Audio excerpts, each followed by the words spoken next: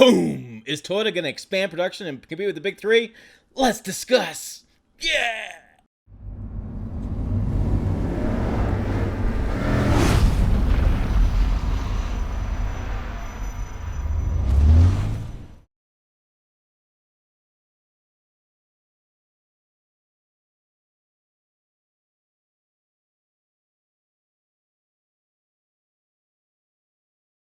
Hello, pickup truck and SUV fans. Tim Estrel here. I'm the host of Pickup Truck Plus SUV Talk, and I'm the curator of this channel. So, welcome if you haven't been here before. Today, I'm going to talk to you about Toyota. There's a lot of news going on currently about their production and whether or not they're really going to get into the game, like really jump in and fight Ford for number one dominance in the full-size pickup truck market. And we're going to talk about some changes happening in production going down the line. I've covered Toyota now for going on, 5, 6, 7 years. I've been doing a lot of freelance work for major magazines about them. I used to run Tundra headquarters, used to run Tacoma headquarters. I'm well aware of what they're planning here. But there's still a lot of stuff that's up in the air. And so let's talk about what's going on first. First is that Toyota for years has struggled to meet demand for Tacoma and Tundra. They're usually about 30% less than what they can actually meet demand for. That's been from different executives that told me that over the years. So what they've done is they've created the Baja facility. They have a Baja facility in Mexico. They have the San Antonio facility in Texas. And they have a new facility. I'm going to screw this up, but I'm going to try it anyways. Guanajuato. It's a Mexican plant, and frankly, I'm going to screw that up, and I apologize. But they're going to have 3 plants going in about a year and a half. They're going to have the Guanajuato is going to come online. And so what they're planning on doing is they're planning on shifting its production around and creating more capacity to meet increased sales.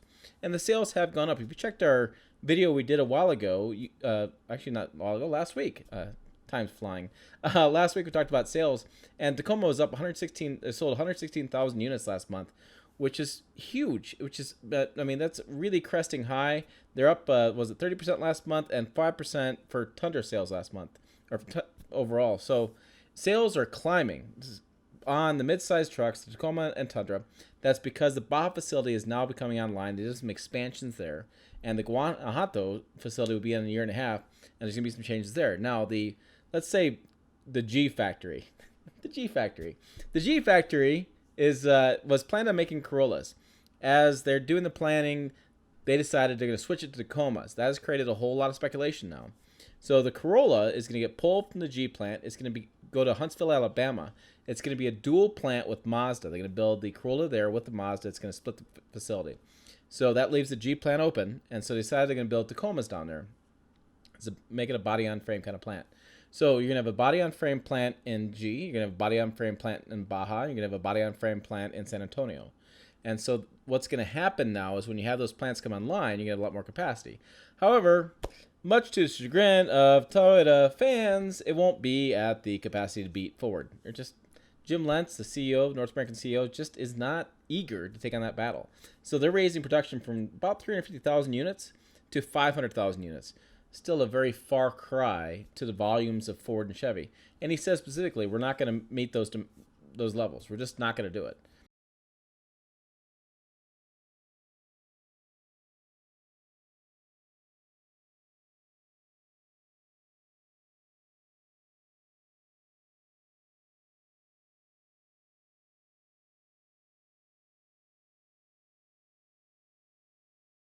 Okay, fine.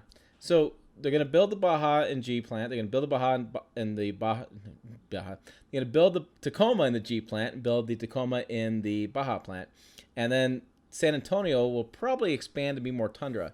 Now, they're also talking about that the Baja plant and San Antonio plant is running on a mixed schedule. They have the term for it, a flex schedule, and they're working a lot of Saturdays. So probably just kill overtime. They'll make the G plant not operate at capacity and just kind of keep as the flux as they can make more and more pickups. The Baja will run more on a Monday through Friday, and the San Antonio plant runs more on Monday through Friday. However, when you're still doing that, you're still going to have some capacity left over. And so if you think about the San Antonio plant was built to produce 200,000 units.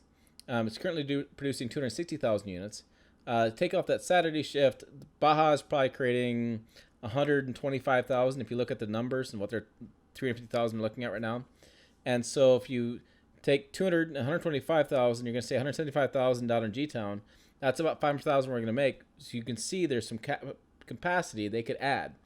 They could go back to Saturday shifts. They could expand the G facility to create 200,000 units instead of 175. So they're going to be plus or minus 500,000. So there's a gap there. That's created a lot of speculation, and I've been part of the speculation.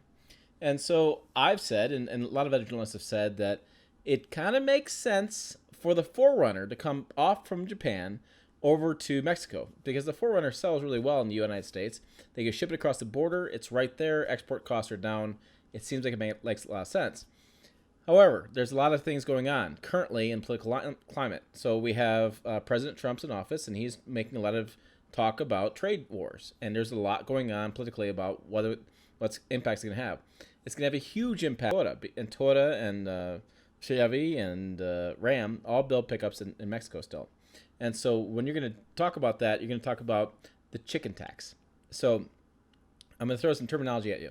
North American Free Trade Act allows manufacturers to build trucks in Mexico and Canada and exempts them from the chicken tax. The chicken tax is a 25% tariff on pickups. It was created way back in the day, World War, I think, II or I or whatever. It's called a chicken tax. Actually, it's a tax on like bourbon and a bunch of other things. And we were just kind of going after their stuff. They were taxing us. That actually was a result of a prior trade war. It's really what it was. And so if you import a truck into the United States from any other country, you have a 25% tariff added to that pickup, each individual one. That's a big reason why we don't have a VW Amarok pickup. Big reason why we don't get the Mercedes-Benz X-Class. It's a big reason why Suzuki's got pickups, and the Toyota or Nissan Navara, different things. Maybe not the Navara, but overseas pickups aren't coming to the U.S. It's a big reason why NAFTA was a big deal, because many reasons, but the chicken tax is one of those things that allows people to import, like Toyota, trucks from Mexico to the United States, skipping away from that tariff. And so Toyota's kind of watching and waiting to see what's going to happen. Now, they could easily switch the plant back from the G plant, Guanajuato, the G plant. They could switch it back to Corolla, switch it back to Camry easily. The way they build those plants, you can switch production around pretty easily. It's not the way it used to be, where it's really stringent on what kind of plant it was. And so it's a new plant. It's got a lot of flexibility. They can switch it back. And so they're playing the game. They're waiting to see what's going to happen. Right now, light-duty truck sales in the U.S. have skyrocketed, and that could come crashing down. We could get in a situation where we have $8 gallon gasoline. Now, I have a video on this channel that truck sales aren't necessarily related to gasoline prices, but when you get to the $6, $7, $8 gallon absurd range of fuel prices, it's going to be impacted a little bit. So there's some lot of thoughts going on. Toyota's a very cautious company, very cautious. There's like cautious on a scale, and this is like risky, and this is cautious, and this is risky, and then there's Toyota. Way off the screen. That's the way they always have operated. They got they kind of licked their wounds after the 2007 recession. They actually built San Antonio, and the recession happened, and truck sales fell flat. And so they've been very cautious about building up again. So you're going to hear more about this. I've written some articles on it. I will link to some articles down below. There's a truck explosion possibly happening. Toyota's going to increase production. They're finally going to get away from the Camry a little bit and focus more on the pickups. But they're just going to meet demand. So quell your excitement if you're a big Toyota fan. There's not a heavy-duty Tundra coming. There's not a diesel Tundra coming. It's not happening. They're not going to expand to that degree. They're still a very cautious company. But they're going to increase production, and they're going to try to meet demand they currently have. And even though I think a lot of people know at this point, and a lot of Toyota loyalists believe that there's more demand out there than what they're seeing. But that's where we're at. So that's the news. That's what's going on right now today in Toyota production land. I thought I'd give you a quick update. There's been some news happening on some of the channels I follow, and I thought I'd share my knowledge with you. So thanks for watching. Hit subscribe if you like what you're listening to. Found us on social media. We're on Pickup Truck and SUV Talk on all different channels, even Pinterest. Send me hate mail at tim@pickuptrucktalk.com. I love reading it. And thanks for watching. We'll see you down the road.